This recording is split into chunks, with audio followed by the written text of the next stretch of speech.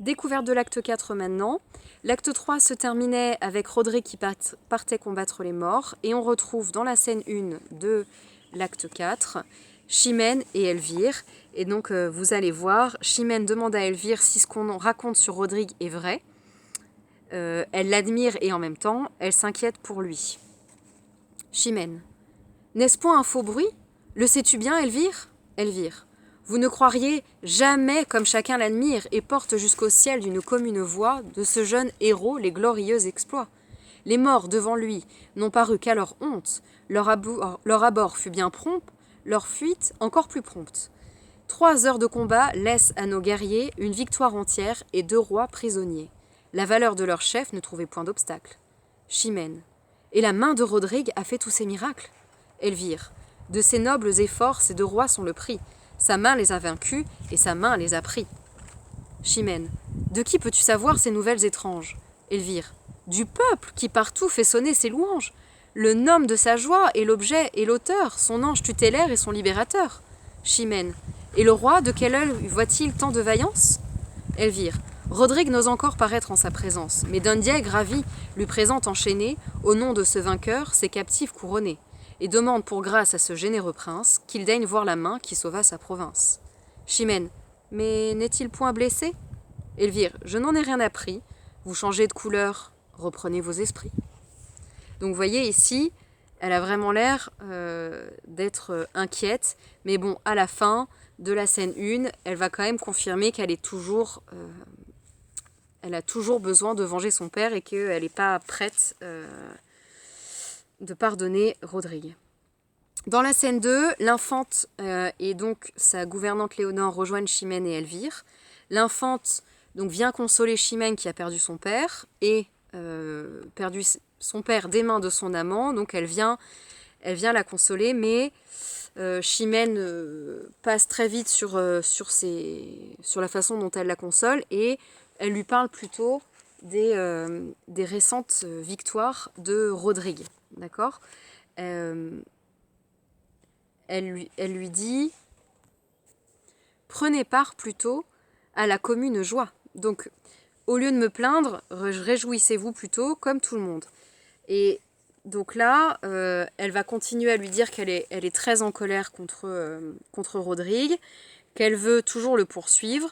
Elle lui dit, donc c'est Chimène qui parle, « Cependant mon devoir est toujours le plus fort, et malgré mon amour, va poursuivre sa mort. » Et l'infante, dans cette scène, lui demande en fait de cesser de poursuivre Rodrigue et de l'épargner, mais Chimène refuse. Dans la scène 3, on retrouve le roi, Dundieg, donc le père de Rodrigue, Don Arias, qui est un gentilhomme de la cour, souvenez-vous, qu'on a vu plusieurs fois, Rodrigue, donc revenu du champ de bataille, qui se présente au roi, Don Sanche, qui est présent, donc, qui ne parlera pas, et qui est le deuxième prétendant de Chimène. Donc Rodrigue, il est reçu par le roi, il va lui faire le récit de sa bataille contre les morts. Il a battu les morts, il a emprisonné 2 rois. On apprend qu'il a été surnommé le Cid. Et le Cid, qu'est-ce que ça veut dire en langue maure? Ça veut dire le seigneur. Donc voilà ce que lui dit le roi quand il accueille Rodrigue. Généreux héritier d'une illustre famille, qui fut toujours la gloire et la pluie de Castille. Race de tant d'aïeux, en valeur signalée, que l'essai de la tienne a sitôt égalé. Pour te récompenser, ma force est trop petite, et j'ai moins de pouvoir que tu n'as de mérite. Le pays délivré d'un si rude ennemi, mon sceptre dans ma main par la tienne affermi, et les morts défaits avant qu'en ces alarmes, j'eusse pu donner ordre à repousser leurs armes, ne sont point des exploits qui laissent à ton roi le moyen ni l'espoir de s'acquitter vers toi. Mes 2 rois, tes captifs, feront ta récompense. Ils t'ont nommé tous 2 leur Cid en ma présence. Puisque Cid en leur langue est autant que seigneur, je ne t'envierai pas ce beau titre d'honneur. Sois désormais le Cid, qu'à ce grand nom tout cède, qu'il devienne l'effroi de Grenade et Tolède, et qu'il marque à tous ceux qui vivent sous mes lois, et ce que tu me vaux, et ce que je te dois. Donc il va inviter ensuite Rodrigue à faire le récit de sa bataille. Donc Rodrigue raconte. Sous moi donc cette troupe s'avance et porte sur le front une mâle assurance. Nous partîmes 500, mais par un prompt renfort, nous nous vîmes 3000 en arrivant au port. J'en cache les 2/3 aussitôt qu'arrivés, dans le fond des vaisseaux qui lors furent trouvés. Le reste, dont le nombre augmentait à toute heure, brûlant d'impatience, autour de moi demeure, se couche contre terre et sans faire aucun bruit. Les morts et la mer entrèrent dans le port. On les laisse passer, tout leur paraît tranquille. Point de soldats au port, point au mur de la ville. Notre profond silence, abusant leurs esprits, ils n'osent plus douter de nous avoir surpris. Ils abordent sans peur, ils ancrent, ils descendent, et courent se livrer aux mains qui les attendent. Donc là, en fait, Rodrigue a mis au point un stratagème. Il a caché une partie de ses hommes dans les vaisseaux, et avec une autre partie de ses hommes, ils se sont cachés dans la ville que les morts essayaient d'attaquer. Nous nous levons alors, et tous en même temps, poussons jusque au ciel 1000 cris éclatants. Les nôtres au signal de nos vaisseaux répondent, ils paraissent armés, les morts se confondent. L'épouvante les prend, à demi descendus, avant que de combattre, ils s'estiment perdus. Ils couraient au pillage et rencontrent la guerre. Nous les pressons sur l'eau, nous les pressons sur terre, et nous faisons courir des ruisseaux de leur sang, avant qu'aucun résiste ou reprenne son rang. Mais bientôt, malgré nous, leur prince les rallie. Leur courage renaît et leur terreur s'oublie. La honte de mourir sans avoir combattu rétablit leur désordre et leur rend leur vertu. Donc, au début, les morts sont très déboussolés par cette attaque surprise, d'accord ? Ils se confondent, donc ils sont pris par la confusion, le désordre. Ils sont épouvantés, mais les princes, donc les deux princes qui dirigent l'armée des morts, les rallient, donc les remettent en ordre, et ils prennent leurs épées pour riposter. Contre nous, de pied ferme, ils tirent les épées. Des plus braves soldats, les trames sont coupées, donc les trames, c'est la vie. Donc ils tuent les plus braves soldats de Rodrigue, et la terre et le fleuve et leur flotte et le port sont des champs de carnage où triomphe la mort. J'allais de tous côtés, encourager les nôtres, faire avancer les uns et soutenir les autres, ranger ceux qui venaient, les pousser à leur tour, et n'en put rien savoir jusqu'au point du jour. Et donc après, il finit le récit en expliquant que les morts finissent par battre en retraite, mais en laissant les 2 rois derrière eux, et donc Rodrigue les capture et les envoie au roi comme butin de guerre, en fait, et puis comme preuve de sa loyauté envers son roi. Voilà pour la scène 3. Dans la scène 4, Rodrigue est interrompu par Don Alonso, donc on a les mêmes personnages, plus Don Alonso, qui dit que Chimène arrive réclamer justice, encore, c'est la 2e fois. Le roi semble bien embêté, il avait plutôt l'air d'avoir envie d'écouter les récits héroïques de Rodrigue, mais il lui dit de s'en aller, mais avant que de sortir, viens que ton roi t'embrasse. Donc on sent qu'il y a quelque chose de fort qui vient de se créer entre le roi et Rodrigue.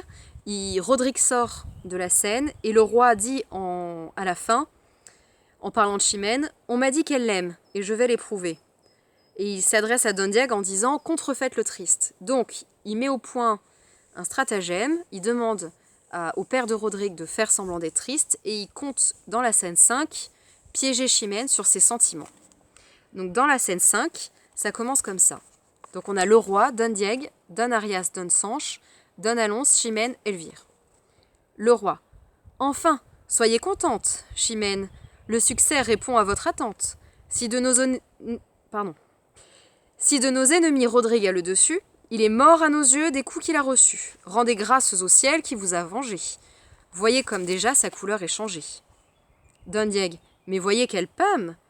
Et d'un amour parfait. Dans cette pâmoison, sire, admirez les faits. Sa douleur a trahi les secrets de son âme, et ne vous permet plus de douter de sa flamme. Chimène. Quoi? Rodrigue est donc mort? Le roi. Non, non, non, il voit le jour, et te conserve encore un immuable amour. Tu le posséderas, reprends ton allégresse. Donc là, en fait, le roi fait semblant de faire croire que Rodrigue est mort pour piéger Chimène, et on voit bien que Chimène, donc, sa couleur est changée, elle pâme, donc elle s'évanouit. Et donc le roi dit c'est bon, c'était une blague, mais t'inquiète pas, il n'est pas du tout mort, garde ton allégresse. Chimène se ressaisit très vite, et elle va expliquer que si jamais elle s'est évanouie et qu'elle a pâli, c'est pas du tout parce qu'elle aime Rodrigue, mais parce que elle ne veut pas qu'il meure en héros, que sa vengeance en fait ne serait pas assez forte s'il mourait comme ça au champ d'honneur. Et donc, elle veut qu'il meure d'une façon beaucoup moins héroïque. Et donc, elle va dire qu'elle veut à tous vos chevaliers, je demande sa tête. Oui, qu'un d'eux me la porte, et je suis sa conquête. Qu'il le combatte, sire, et le combat fini, j'épouse le vainqueur, si Rodrigue est puni. Donc, en fait, elle propose une alternative. Elle demande à tous les chevaliers du roi d'aller se battre contre Rodrigue, de lui apporter sa tête, et en échange, elle promet de se marier avec celui qui va se battre contre Rodrigue et qui lui apportera la tête de Rodrigue. Le roi ne semble pas d'accord, mais Dundieg, qui est pourtant le père de Rodrigue, lui dit que comme c'est un valeureux guerrier, il ne craint rien et que il peut sans crainte accepter ce combat. Et donc le roi ne va pas accepter que ce soit tous les chevaliers qui courent après Rodrigue, mais il va demander à Chimène d'en choisir un. Et donc là, on retrouve notre amoureux et conduit qui est Dunsanche, qui va... Vous vous souvenez, dans l'acte 3, il lui proposait de la venger. Donc là, Dunsanche lui rappelle qu'il lui a déjà promis de la venger. Chimène va accepter. Et la scène 5, qui est la dernière scène de l'acte 4, se termine ainsi. Le roi dit... Donc en fait, le roi voulait que le combat ait lieu le lendemain, mais le Dundieg dit non, c'est pas la peine, il est déjà reposé. Et le roi dit oui, mais quand même, il sort d'une grande bataille, que le combat ait lieu que demain. Non. Il faut lui laisser, c'est pas la peine de lui laisser du repos. Le roi, lui, veut quand même, du moins 1 heure ou 2, je veux qu'il se délasse, mais de peur qu'en exemple un tel combat ne passe, pour témoigner à tous qu'à regret je permets un sanglant procédé qui ne me plut jamais, de moi ni de ma cour, il n'aura la présence. Donc le roi demande à ce que Rodrigue puisse se reposer 1 heure ou 2, et ensuite il dit qu'il ne cautionne pas en fait cette façon de régler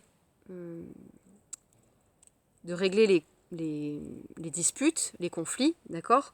Un sanglant procédé qui ne me plut jamais, donc lui il est contre les duels, donc ni lui ni sa cour n'iront assister au combat entre Dunsanche et Rodrigue.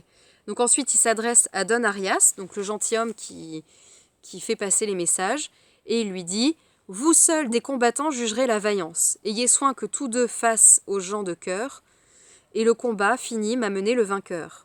Quel qu'il soit, même prix est acquis à sa peine, je le veux de ma main présenter à Chimène, et que pour récompense, il reçoive sa foi. » Donc Chimène s'était engagée à épouser le vainqueur. Donc là, le roi répète « Emmenez-moi le vainqueur, et je le présenterai à Chimène. » Chimène « Sire, c'est me donner une trop dure loi. » Le roi « Tu t'en plains ?